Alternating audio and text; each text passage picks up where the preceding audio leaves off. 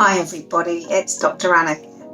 So I've been talking about anxiety a lot, and today I'm going to talk about anxiety, the biggest bully of any bully you can ever come across. To my mind, there genuinely is no one that can bully you as badly as anxiety can bully you. Let's just think about that for a while. If you're bullied at work, or you're bullied at school, or you're bullied by a family member at home, it's really horrible, it's really unpleasant, it's totally out of order. But physically, you can get away, whether that's leaving school, leaving the office, taking time out to stay with friends, shutting yourself in your bedroom, shutting down your laptop or turning off your phone. It doesn't mean you don't think about it, but you can actually get away from it a little bit. But when you're anxious, the bully is in your head 24 hours a day.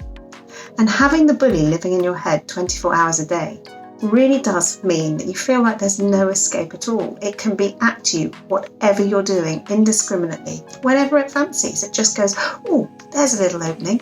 I'll have a little dig right now. And off it goes. So, for example, if we think about a common anxious thought, I can't cope, that bully will eat away at you going, you can't do that. You're not going to cope. You're not going to cope. If you do that, something's going to go wrong and you're not going to be able to cope with that, and you're going to make a fool of yourself and you're going to look stupid and you're going to feel terrible. Then you might lose your job, or then some disaster will happen and it'll be horrendous. If you're really worried socially, the bully in your head will go, you mustn't go out. You mustn't go to that party. I know you've been invited, but they don't really want you. They're not really interested in you. They're only inviting you because they feel they have to. And if you go, you're going to feel you're not wanted because you're not wanted because they don't really need you. Or you're going to make a fool of yourself, or you're going to look stupid, or you're not going to be cool enough, or trendy enough, or fun enough, or clever enough.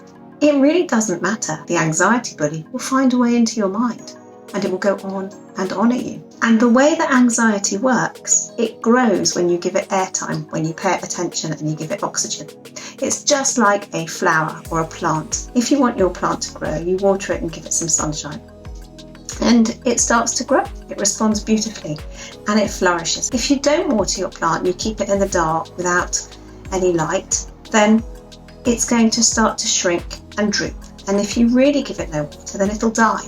It'll wither and it'll be gone. Anxiety is exactly the same, and the way that you give anxiety airtime is to pay it attention, is to engage with it, to do what it says. And so it's exactly the same as watering a plant. You want to water your plant will grow. You want to water your anxiety by giving it airtime, by paying attention, by following its instructions. It'll get bigger and bigger. Appeasing it doesn't work. It just grows it.